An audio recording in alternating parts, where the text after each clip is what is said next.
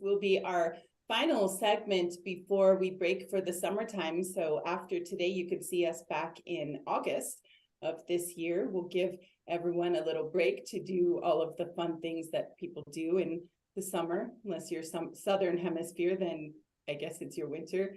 So welcome everyone. Here we talk about space, we talk about the future of space, and we are so excited to have an amazing speaker today who is also dear to my heart, a good friend, someone I've been through SpaceKind training with, and someone who I have collaborated quite a bit with.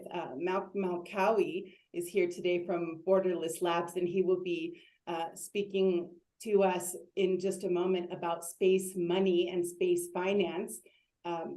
Mac is a successful entrepreneur and business person, and he is making waves in the space industry. So we are so excited to have him. Another reminder that we're streaming live right now on LinkedIn, and we will drop that link in the chat in case you have anyone who wants to listen who can't make it into the Zoom meeting right now. And then also we are recording for YouTube. So you may see a cozy audience here in Zoom. Do not be deceived. We have quite a few listeners and friends and colleagues who are listening live right now, and also who will be catching up on the YouTube recordings later on. So without further ado, I'd like to introduce, there's the chat. The LinkedIn link is now in the chat. So if you wanted to share that with anyone, you can. Without further ado, I'd like to introduce our first speaker today, Mac Malkawi. Mac, as I said, Mac is an amazing entrepreneur in the space industry. And Mac, I'm going to hand it over to you. Please introduce yourself. Tell us what you stand for, who you are, what you're doing, and go ahead and start your presentation.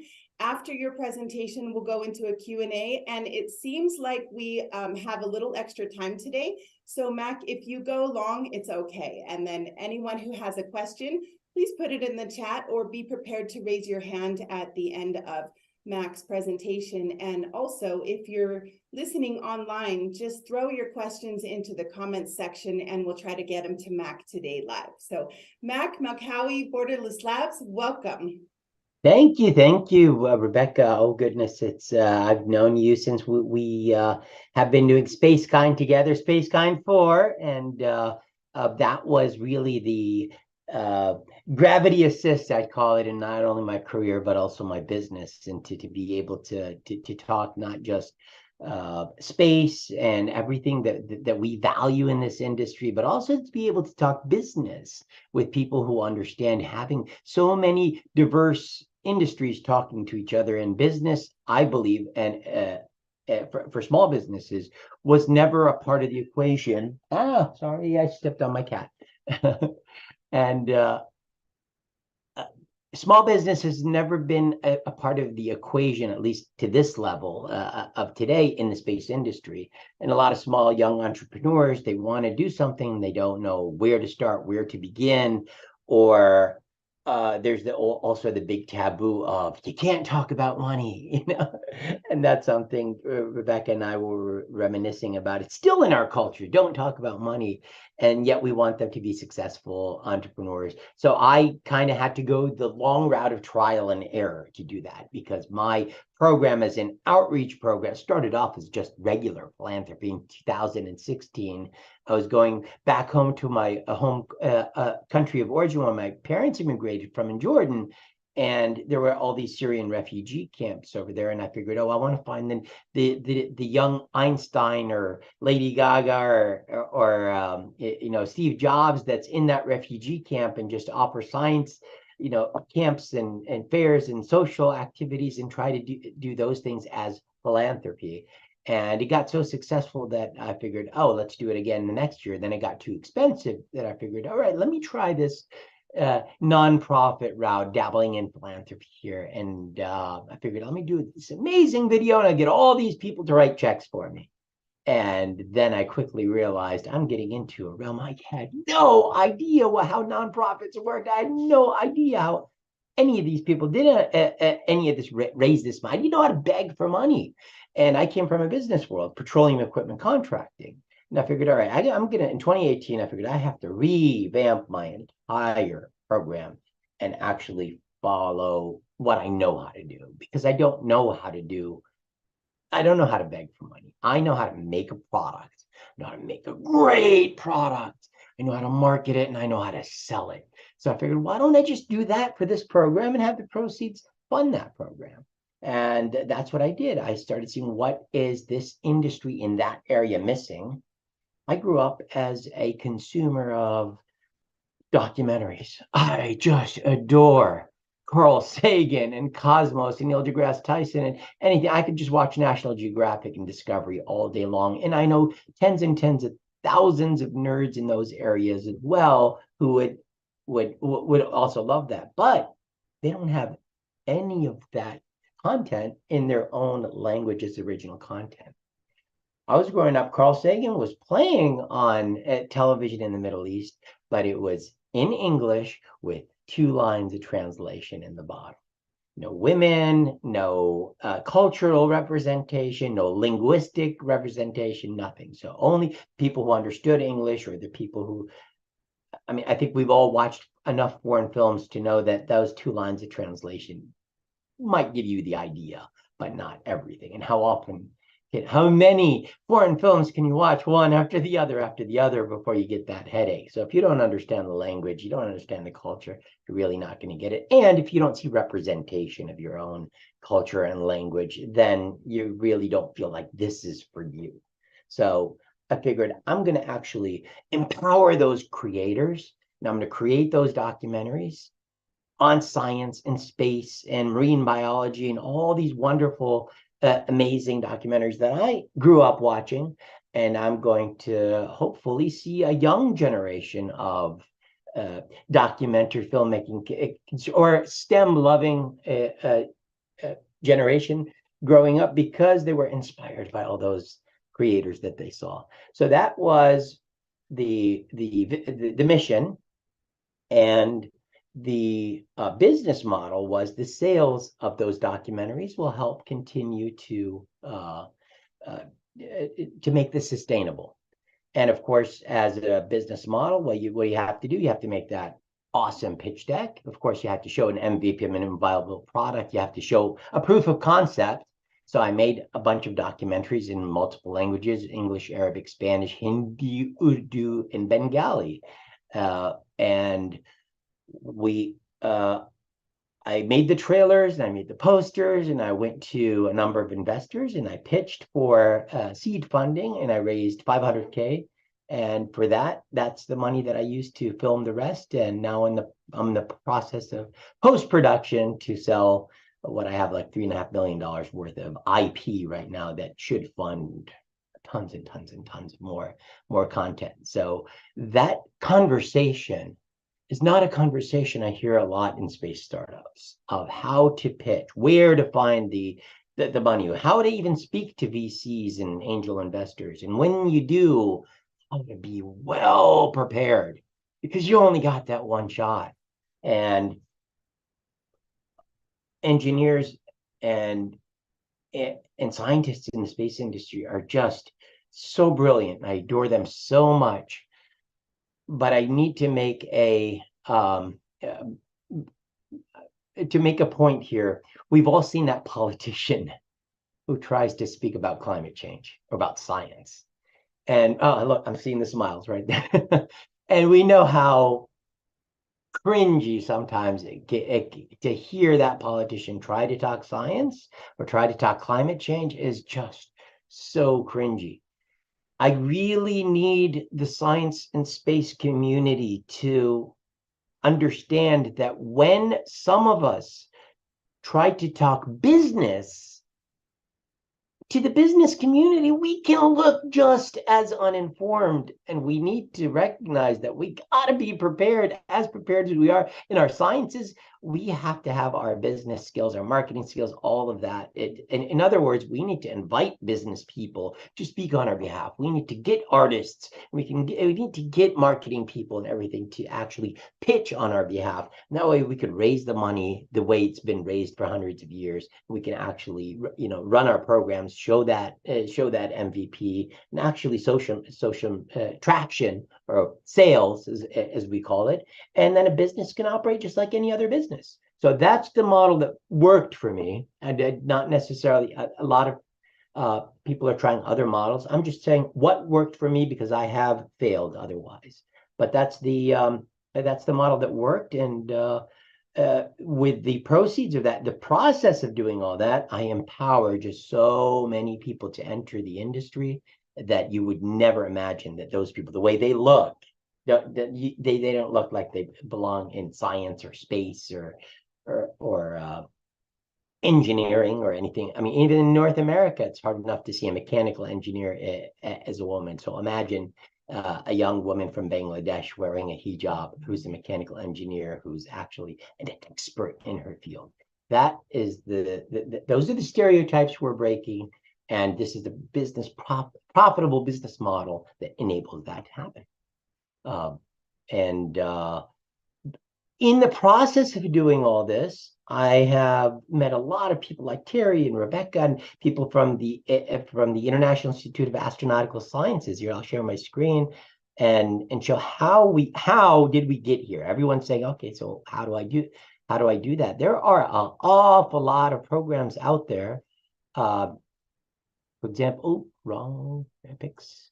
So I started doing my own human spaceflight training with the International Institute of Astronautical Sciences. So I'm actually wearing an IVA suit here, built by Final Frontier Design, which became Paragon, or bought by Paragon, which is now actually building for the lunar spacesuit for Axiom.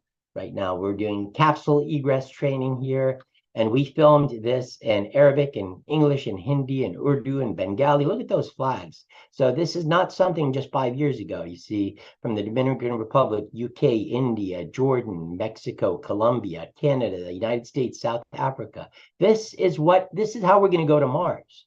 This collaboration of all this talent from around the world is going to go to Mars. So to think that the Easter Bunny only put the space talent of the world in North America, it's unreasonable. And I think when you empower these people, you get amazing magic that happens. These are faces of diversity, men and women equally, and countries from all over the world. And no one cares where you come from. Everyone just cares how amazingly brilliant and talented you are in sending us to space. We got to fly with Jared Isaacman on his fighter jet over here to do astronauts for the Polaris mission over here, the Polaris Dawn mission. So all these experiences really came from this love. Here's a documentary we're making about this plane going down to Latin America and doing science fairs on every stop. Blink is the name of my company. Got to do zero-G flights with Cyan and our very own Bailey Burns, wearing my own suit. And of course, you meet amazing people from Boeing. She's Amanda's the launch campaign manager for the Boeing Starliner CST-100, and in July she'll be sending 2 astronauts to the International Space Station. Tim and Rochelle Ellis. Tim owns a company that is called Relativity Space, and he was one of those people with a pitch of, if I can 3D print a rocket of this metal spool, he called 50 people. He was in this conference, in the AnalogAstro conference last year. He was telling me that he called and emailed and guessed the emails of 50 people before one of them said, fine, here's a check. And now he's raised $1.5 billion for his company, Relativity Space, with a valuation of $4.5 billion so far, and all within the last few years. And all it took was that business model and an excellent pitch, and I don't want to say fake it until you make it, but it was nothing but a PowerPoint presentation until people gave him money. So it was an idea until he made it. And now that money is making it happen. They just launched their Terran 1 demo flight that actually the first stage completed, the second stage failed to ignite, and I'm very proud of how they did that. Chris Sombrosky went to the actually went on the Inspiration 4 mission, got to do the zero-G flights with our costumes here. This was actually made in a refugee camp. And I'm getting to do EVA training now with the International Institute of Astronautical Sciences and all the life support systems, CO2 and cooling systems that have to do with that. Now, all of that is cool for me as a person, but what does that mean? Why am I showing all of this? Is that I get to include now people like this young woman over here, Salam, who has never been on a plane before, let alone been in the United States, now gets to talk to her culture, her people, the young women in her country get to hear about the starship that's going to launch, that's going to send humans back to the moon, it's going to send humans to Mars, while she's on site doing that documentary filmmaking. So that is wonderful outreach, but it doesn't pay the bills unless you find a business model of making that happen. And I hear so many of you with outstanding outreach initiatives, even far more impactful than mine. But it breaks my heart to see that there is no business model behind it, that we really need to have this conversation about. If we don't know how to do the business, then we need to recruit, that business person who can help us, in that regard. And I'll just wrap up by showing you the video. I might have to stop sharing and start sharing again to do the audio. Please tell me I was sharing this whole time. Yes, you were sharing this whole time. Love the picture of Salam. Love all the pictures Thank of you. all the suits that you've worn, Mac. There we go. I see your video. Oh, and those were real spacesuits, man. So this is the documentary of this is the trailer of the documentary that we're filming for the analog space camp that we did in the country of Jordan.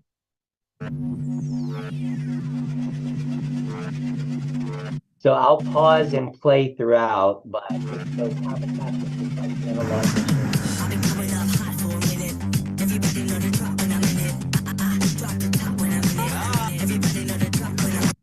So I know this is not inclusion or outreach. The only thing I want to say here is that I'm 48 years old and 240 pounds, and I still managed to pull that off. So it's not too late. Inclusion for the dad bod there. I was very proud of that moment, and it's never too late. So this is Salam here. Salam you saw in that picture, and she here is scuba diving next to this wreck underwater, and we're simulating an EVA in space. Nothing to me simulates space training like you're already weightless. You're already life and death away from not being able to breathe within seconds, and you're using life support systems here. They're called scuba systems. And this time last year, she was just learning how to swim. And then we got her scuba certified, and now we're going to do documentaries about Shark Week and marine biology and all this amazing stuff that's going to inspire hundreds of thousands of young women who look like her and dress like her, that, hey, I can scuba dive one day. I can do all these. I can fly a plane one day. They never thought it was an option for them. Everybody know when they click through to the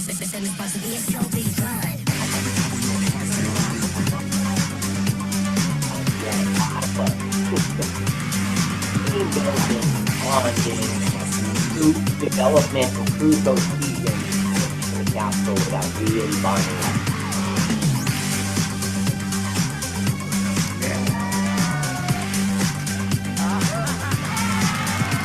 So when I asked to do documentaries in that part of the world, the UN and the embassy are looking for me to tell the sob story of the refugees, and they want to give me the amputees and the people who've lost all their loved ones. And I'm like, no, I'm trying to do a party here. I'm trying to show hope and happiness and how science and technology, engineering, arts and math are going to be, your this is going to be your future, and you belong in here, and we're going to make it one big happy party. And that was very weird to them, that area of the world can have this kind of content. So it is a risk, but this is the strategy I decided to follow.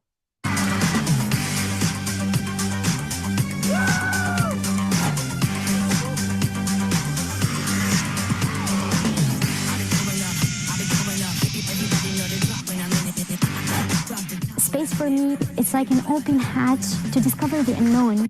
So this suit that they built, this is part of the spacesuit design challenge that they built. These aren't costumes like you saw us rappelling down or the one I have right here behind me. This is an actual life support system that has CO2 monitoring, CO2 scrubbing, thermal regulation, cooling system, fog mitigation, redundant methods of fog mitigation, all the science, engineering, arts, and math that they go into a fully enclosed pressurized system is going into this. And it was developed by young women, engineers, basically, who look like this. And those stories really need to be highlighted. I have just landed on Mars. That's how I felt.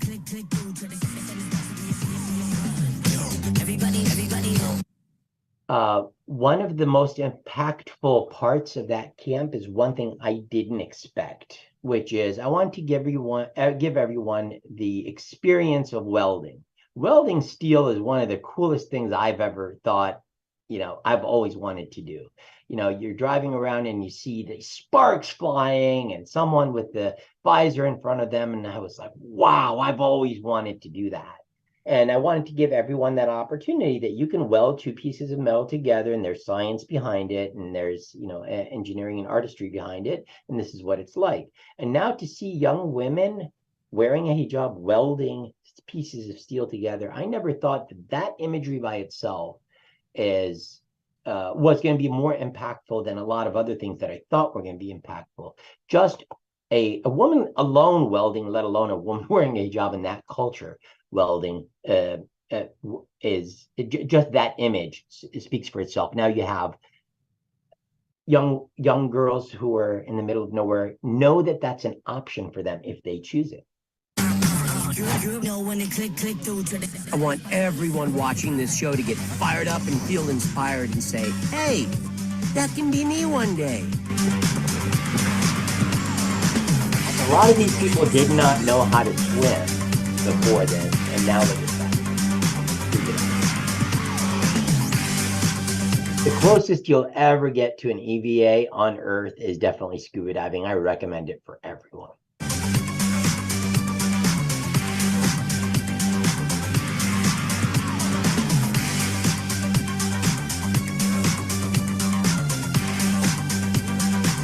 It's not about the opportunity, it's about you. You make the opportunity.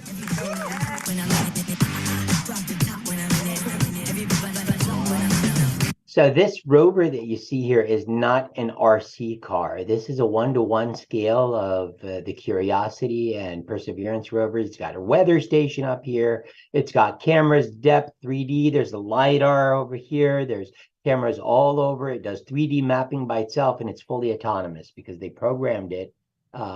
This young gentleman over here, Iraqi guy, programmed it because he said, because of the time delay, because of the speed of light between Mars and Earth, if I just try to control it with a remote control, it won't be the real thing. I have to give it AI commands that if it sees a rock, it's going to go around it. All I have to do is say point A to point B, and it'll autonomously make it to point B. So this is a real engineering model I'm super proud of, and it's going to Saudi Arabia next week to be presented at their space authority. And much faster than than Curiosity and Perseverance. Space nutrition. Her name is Amina, and I qualified for the latest round of the NASA Deep Space Food Challenge that was won just a few days ago by our very own friend Barbara and her team at Interstellar Labs for their pods. But for us to be able to have a study and a paper about microgreens and juicing and snails and protein and to even just qualify for the NASA Deep Space Food Challenge and be able to present that not only here, but she got to come to the Analog Astronaut Conference and present her work as well. So I'm super proud of all of them for that. Flight simulators. I mean, it's this young lady named Sarah who built this flight simulator and is inspiring kids all over the country to want to be pilots someday. Look at those habitats behind us. Those are actually domes, and each one of them has an airlock. You open the outside door and you open the inside door, the whole facility collapses. You have to open it and close, and then open the inside door. And it's a great analog for what Mars, and it looks like Mars. How cool is that?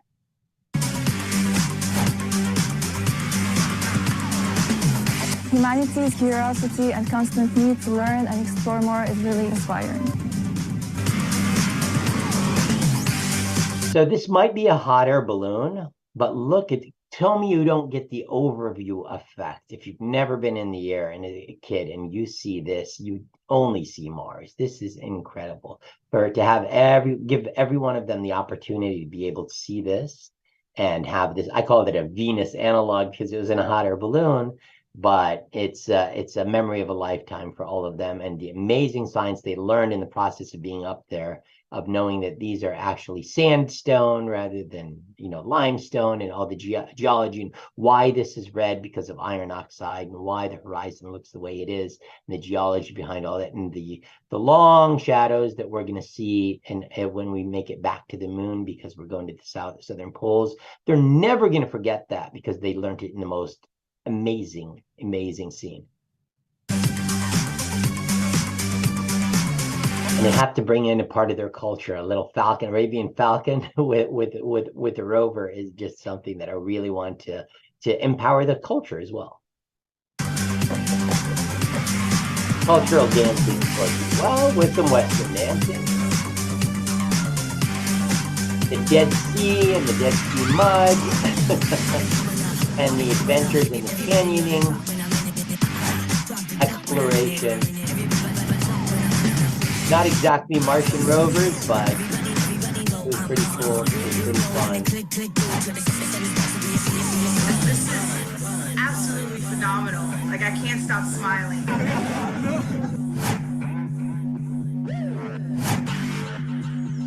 And that is the trailer for our space analog themed camp that will be premiering in Arabic and English and Hindi and Urdu and Bengali, hopefully, as soon as I can find a buyer for it, which is why I'm going to Saudi Arabia next week, which brings us back to that business conversation, which is, that was a huge expensive investment, but the one sale of one language is a 10x return. So imagine all the languages sell. Wow. Every time. Wow, what a compelling video. That is so beautiful. And I'm sure you get this same response, this huge smile, after you show anyone this video. It is so powerful and so beautiful. And I was personally happy that I knew a lot of people in there just from being involved in the space community, Mac. This is an excellent example of what you can do with your skills, your talent, your background, in a profit sense, in a for-profit sense, and how you can turn it into something that's great for the space community, for space industry, for our future in space. And yet it's not for profit, or I mean, it is for profit. It's not a nonprofit. And so you're not going through all of the barriers that nonprofits have. So wow, congratulations, Mac. That is amazing. So I have a bunch of questions, but my first question for you is, how did you learn how to make these videos? Right now, I'm a businessman, not a filmmaker. So YouTube videos is how I learned to make them. But as I do more quality, high dollar value film, that's where I just hire the filmmakers to do them. Okay. But Google and YouTube are how I learned myself. But for the high quality stuff, just like I said, you need to bring in the business person to talk business. I need to bring in the proper filmmaker to actually and hire the filmmaker to actually do the filmmaking, not facilitate all that as the president of the company. Wow. And so you're pitching this to the Saudis. So I already pitched and already won, actually. So that's why I'm going to Saudis to have a pilot program space camp that they're going to be hosting and supporting as a pilot project, so we can move it to the entire country. So one of their themes is they want to bring space to their science curriculum. They want it to be a full part of the curriculum because they have a new space looking for 2030 vision and agenda. And just like Kennedy had in the 60s, let's do this within the decade. Saudi Arabia has a 2030 agenda with like 9 giga projects. Each one of them is like 500 billion or $1 trillion. So when they can invest $500 billion in a ski resort in the desert, but what's $150 billion on space? So I'm fortunate enough to be able to get in with pitching. Like I said, and it was hard, and it was a lot of preparation, and it was a lot of to pitch this to start. Of course, we got a lot of other things to talk about, like human life support systems. And right now, they just yesterday sent, or the day before yesterday, sent 2 astronauts and the first woman to the International Space Station from that region. And so they've proven that, they're going all in, they're willing to make that investment. But as a consumer culture there, they hire the professionals to do it. And when it comes to the space camps and the outreach events for their youth, I think that this video just demonstrated that I can achieve that for them. Wow. Wow, Mac. So I have another question for you. And just a reminder to our audience, please put your questions either in the chat, raise your hand if you're here live with us in the Zoom meeting. And if you're on LinkedIn, go ahead and comment in the comments section and we'll get your questions over to Mac.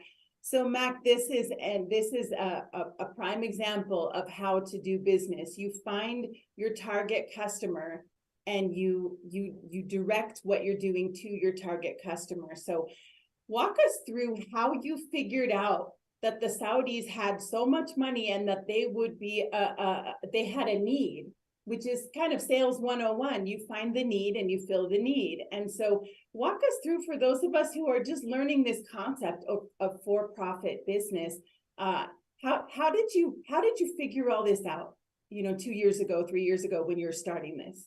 Oh, no, I didn't have the Saudis in mind, UAE, or anybody in mind when I was doing this 2 or 3 years ago. 2 or 3 years ago, I just wanted to make documentaries and basically sell the documentaries, and knowing that region doesn't have a lot of competition because there's no STEM documentaries. They're all in the English language and translated or dubbed, and the other and it's bad dubbing. It's one person for everybody, and it's just insulting almost. So people just don't watch it. There's not a lot of views there, hence they don't get the scientific knowledge, let alone learn it in their own language. So I just made the product and for the camp, because I wanted to do this kind of outreach, and I knew I could pay for it by selling it. The byproduct of that was a business person telling me, hey, oh, by the way, Saudi Arabia is really going all in on this space thing, and they don't have any camps. Maybe you should pitch it to them because what you have would work for them. So why don't you come over to a conference called LEAP? LEAP conference in Saudi Arabia. It stands for One Giant Leap.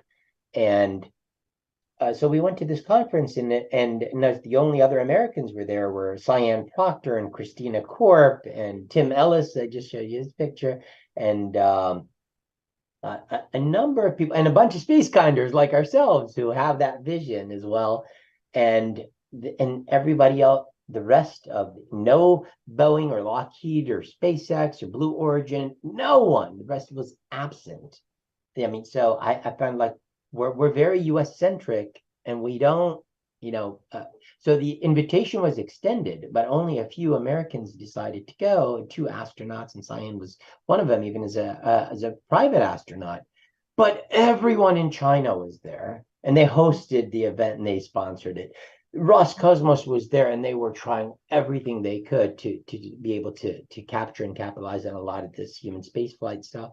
And India was there, and they signed launch contracts with India, but we were absent.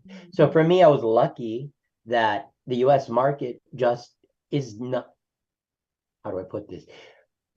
They're not because they're not inclusive. I was lucky that I didn't have the U.S. competition. But I had to compete with the Russians, the Chinese, and the and the Indians. So I can't launch rockets. So the India signed a lot of contracts for micro launches for their satellites.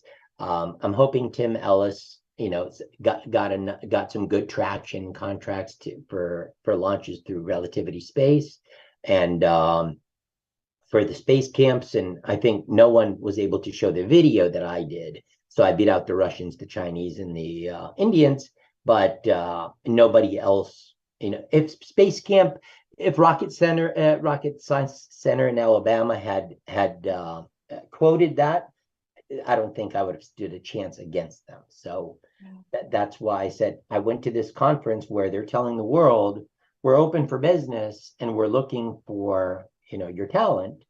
And when this I was ready after years and years of doing this.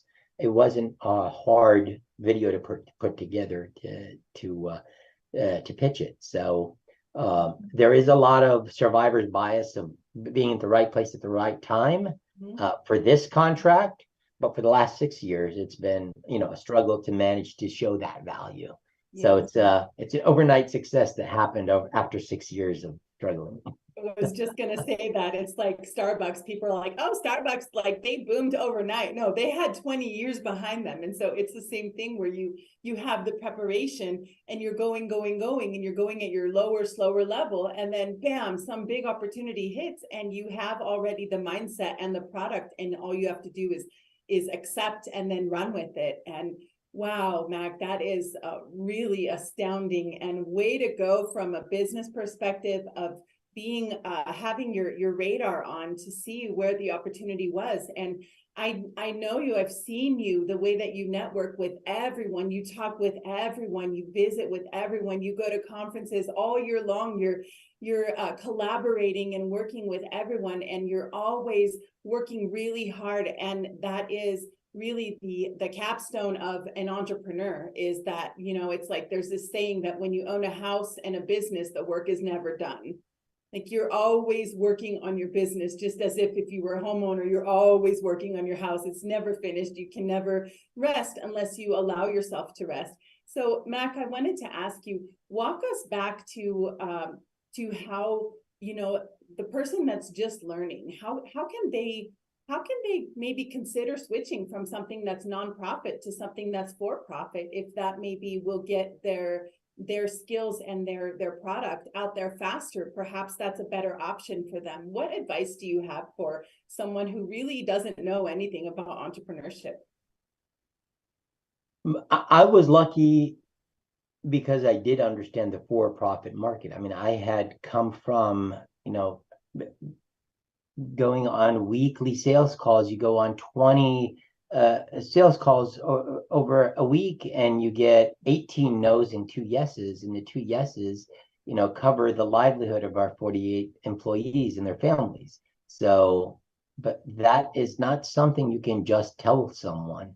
That is something that came over 16 years of grinding and blood, sweat, and tears. So I was fortunate enough to be able to come from that. So I had the grit to be able to be able to pull that off. I had the knowledge to be able to understand and know what a pitch deck is and what and how angels, investors, venture capitalists, and seed investors, or just friends and family, basically would understand. And I still went through the failures. I still tried to show the value to the investors of what I'm doing, when all the investor wants to know is, it could be lipstick, or it could be, it could be documentaries. At the end of the day, there is an expense, there is expenditures, and there's a profit margin. And if you don't show those numbers, you're not getting my money. So it's just, they're looking at spreadsheets. They're not looking at outreach. And I'm still trying to sell the outreach. And that's where I failed every single time. But when I sold the spreadsheet and the numbers made sense, things started working. So I had to humble myself to a point where I'm so passionate about the outreach, but I had to understand my audience when I'm speaking. I had to understand I had to read the room, and it took me a while to get that. So what I would tell someone just starting out is, you could have the best, product in the world, you have to understand your numbers. Mm. And that's why metrics matter. And that's, if you're asking for people's money, people are going to ask, for clarity as to where that money is going to go and how they're going to get that money back. Yes. I think that's such a good point, Mac, especially for, I mean, space is one of the sectors like this, but in places of the economy where it's pushing into the new, there's, those people on the forefront believe in it. It becomes part of their identity, and it almost feels like a betrayal to talk the numbers. And when they talk to investors, they're like, well, why don't you just believe? It's like, well, this is JP Morgan Chase. They believe in 7% a year. That's their guiding star. And so I think it's important to, that knowing your audience, you can still believe, you can still talk the numbers. Like, that doesn't change you. Just know your audience. Well, and your pitch to the investor is totally different than your pitch to the embassy. Is totally different than your pitch to the camp, or it's totally different from your pitch to the UN. So when you're we're going through, just getting the permits to pull this off was insane. Yeah. So that pitch had nothing to do with numbers. That pitch had everything to do with empowerment of the locals, empowerment of the people who were going to take credit for all of this stuff. And exactly what you said, Tim. Why don't you just believe? We get emotional, we get passionate, we get attached. And what I was successful at was having different pitches to whoever I'm speaking to. Yeah. And this business pitch, and I haven't given you the business pitch yet. That totally hardcore, rip your heart out and chew it up for dinner pitch is music to their ears. Yeah. But if someone wants to compete against me in this, I will destroy them and I will take their business. And showing that confidence is what they wanted to see. Yeah. But it conflicts with the outreach that I want to do of empowering the locals and everything. So it's always a different conversation based on who you're talking to. And it sounds so disingenuous to speak on both sides of your mouth or something like that, but it's not. That's the thing. Yeah. But it comes with experience. That doesn't, you can't, I don't know how you can teach that. You just have to fail and get let down 18 times a week and be told yes 2 times a week for a decade or so to build that grid. That's why when we go on sales calls and sales meetings and everything, everyone is in their 40s and 50s. I don't have because this is not something you can teach. Even when you do go on some of these Tony Robbins type stuff, he'll try to motivate you as much as you can, but I don't know what can substitute experience. So the answer would be hire the salesperson who knows how to sell, hire the business person who knows, or collaborate with them or partner with them or something. If your job is outreach, if your job is to deliver the product, if you're an operations person, do your operations and let the business person take care of the business. Everyone needs a CFO for a reason. It is hard to let go of your money, but if you don't have a CFO, things fall apart really quickly. So and having that humility is one of the hardest things of an entrepreneur to do because it's your baby. Yeah. Leaving your baby with a babysitter, right? Without a nanny cam. Yeah. No, and I mean, there's been studies showing that most successful companies are founded by people over the age of, I think it's like 35 or 40. And it's for exactly this reason, that it's not that those people didn't try starting ones before. They ground them into the ground and learned their lessons. Because they were not the sort of people who were going to learn by just listening to other people. They learned from that and doing.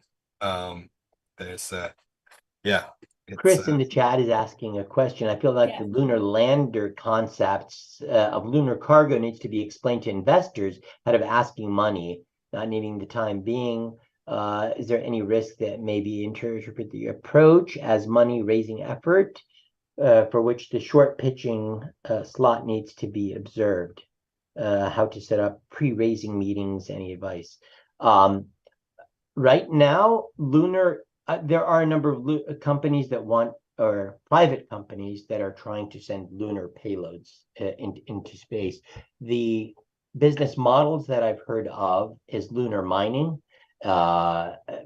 helium-3, lunar solar power, and beaming it back to Earth.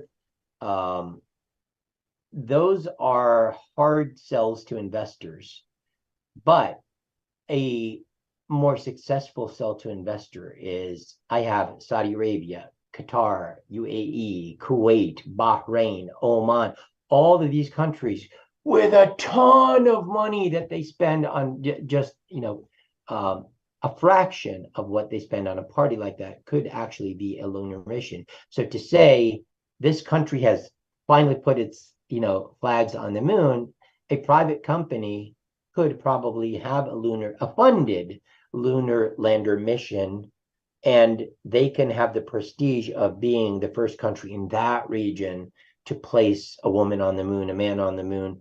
That kind of pitch, I think, to a government would be more successful than future technologies that don't even exist, like helium-3 and mining the moon for settlements and bases that are going to be so those are sound pitches, but not for today's money. I mean, for an investor to give me money today, for me to tell them, hey, look, I'm about to pitch this to Qatar, just spent $250 billion on hosting the World Cup, and now they're looking for something that big to so when I tell them, what do you say we do an all-female mission to the moon, and it's going to be from Qatar, and it's going to be Arabic women from that region, and every young woman in that region is going to be inspired that they're going to be the astronauts of the future. They're the ones that are going to go to Mars, and let's pitch, and it's going to be a fraction of what it costs to go to Mars. SpaceX already has this, everything. Let's $5 billion. Let's make it happen. That is a pitch that is more sound than let's go mine the moon for helium-3, or I don't know. That's, to me, I can make that first pitch. And I think another way, so like for a lot of these early stage, 10, 15 year out conversations, you do need to be talking with investors and getting that feedback of, hey, what is it that you would invest in now? Maybe there's something related to that, or it's a technology spin-off of what you're doing. And I think it's fair to ask investors if they have feedback on an idea you have. And just, white papers or stuff like that. I've never left. I mean, I learned this from Peter Diamandis, who heard a lot of times before the X Prize, when he got the money from Anousheh Ansari for the X Prize. And until I started adopting this, I was repeating the same mistakes, which is every time you hear a no from an investor or from a buyer or something, and I've always started to ask, what have you needed to hear in order for that to be a yes? Where did I fail? I don't tell them where did I fail. What would you have needed to hear to see the value? Where did I fail to show value? And one after the other, of course, 2 out of every 5 people tell you. Some people will really tell you, buy food and drink. They want to talk and they want to share, but I just don't see the value in what you're doing, or I don't care about that region or that culture or something like it. And I got, and my money's all tied up in stock. But if you showed me your team, if you showed me your CFO, I mean, you're dealing with an accountant. You're so small right now. I need to talk to CFO. I need to talk charts and numbers with someone. And you keep talking women and women and women, and inclusion, culture.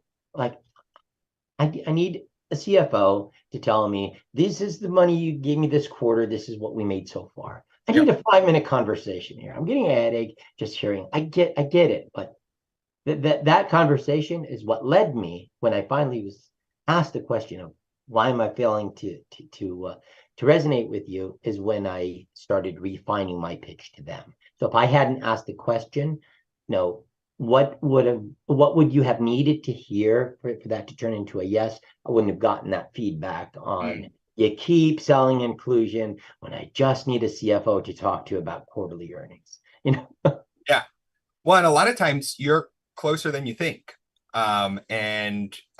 When you force that investor to articulate their reason for no, either they do have a reason and you would want to work with that person, or they don't, and maybe you don't want their money because as much as you want to fund your venture, you also want that person to come alongside as an advisor, open up their network. And if they can't even tell you why they got to know, maybe they're not going to add value anyway. And I have one of those, and I regret it. And it was a very small investment, and now and it's it's the biggest headache that I'm dealing with. I just can't make this one just big sale and offer them an exit just because of that headache. You marry into a big problem with this, and just because you were so desperate 2 years ago for funding for this one project 2 years ago, now half of your day is spent just turning out fires from someone who's not even adding value to today's efforts. Yeah. So yes, you're right. Sometimes it's great to hear a no because you don't want that person, but when you're desperate and you just need the funding, back then I should have taken a loan rather than taking his money. Now I have to deal with the consequence. If I had a CFO back then, CFO would have said, "Don't take his money." Yeah. So yeah, it's trust the experts, and I'm not the expert on that matter. I'm learning every day. Wow, Mac, thank you so much for being here today. I feel like we could talk for 4 hours about all of this. Please feel welcome to come visit us and to come speak with us anytime. We do our conversations for the future twice a month, excluding the summertime and excluding the holidays, Western holidays. But anytime you'd like to come back, consider us here an open platform for you. Your expertise has really, for me personally, I am so inspired by what you just taught us. And I thank our audience also for being here today. So we're going to wrap up your segment now, Mac, unless you have, do you have any final words for us before we let you go? No, I just wanted to thank you for giving me a voice and giving my community a voice on your platform, and that was unheard of like 5 or 6 years ago when I started.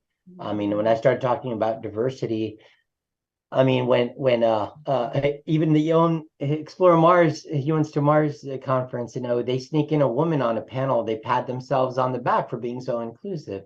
And now you look at everyone today, it's the collective effort of everyone acknowledging hard work of individuals and teams is what is paying off. And it's slow. You don't see that progress, but when you look back at 2016, 2017, and you look at the panels and what they looked like, and even the words and structure of words, what they said, it's like watching an old movie.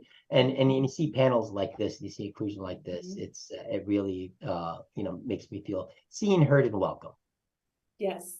And, no, I think that's great. And I want to emphasize what you're doing is like the gold standard for what space should be doing for outreach. You made a comment about they wanted me to show the people without limbs or the sad stories, and that's a little tongue-in-cheek, but that's kind of true. But like, there's such an opportunity here for space to reach out and give hope and inspiration, and it's just so exciting to see it actually happening in places that need it. Well, we still deal with that. We're trying to bring all these young creators to Mexico, to Cozumel, and to Playa del Carmen to do cave diving and do marine biology there, and to try to get it funded. I'm hearing things like, well, I could probably help you if we market this as they're going to go discover the secret Mayan, treasures or stuff like that. We're like, no, this is science and outreach. What is this? They're like, yeah, that won't sell. I need aliens and Mayans and There we go. pyramids and stuff like that. That's what. So even it's not just in those cultures and those languages. We're still running into that here as well. Yeah. But yeah, the use of language, like you said, and thanks for catching that. That was a tough pill to swallow, and I'm glad you acknowledged that. Yeah. I don't know about everyone else, but I am excited for the future of space because Yeah. especially now after hearing that the other side of the world is also growing its space presence and might even beat us to the first lunar habitat privately funded. That's really amazing, really exciting and inspirational as well. Yeah, I'm excited. Before we signed off, I wanted to real quick give you all a update on some of the research that we're going to be doing over the summer. We've started trying to do a lot more around not only thought leadership with these events, but publishing white papers and monographs related to space infrastructure development, workforce development, intersection of finance and space. And so just a couple weeks ago, we published our first monograph of this series here at the intersection of private capital and national security, basically outlining how the private investors have played a role in history of helping secure the US and the Western world through funding a lot of things that government just didn't have the capital for. We're in the process of drafting two more, one on space infrastructure development, spaceport infrastructure development and different funding models, another on the case for funding the space industrial base. So small companies funded through private equity and government partnerships. And then we're conceptualizing two more that look at, one of them will be almost a how-to guide for changing careers into the space sector, trying to demystify that process and help people as they have something they like, but also like space, and giving them a way in. And then putting some more work into updating a lot of what we've talked about related to a workforce development program for the space sector at that career and technical education level. And so for any of these topics or others that you think are related that you want to help write, contribute to, or otherwise participate in the work, please reach out to any one of us at the foundation. Let us know. We'd be happy to integrate you into that. If we get enough people that are interested in some of these that are in draft or follow-on papers, we'll set up working groups to actually pull that content together ahead of publishing. And then once published, we'll then push it up to Capitol Hill and policymakers here in DC to help move the needle on what's going on. So with that, I know we're getting ready to sign off for the summer. So I hope you all have a fantastic summer, and look forward to seeing what y'all do out there. Take care. Bye, everyone. See you in August. See you soon. Bye.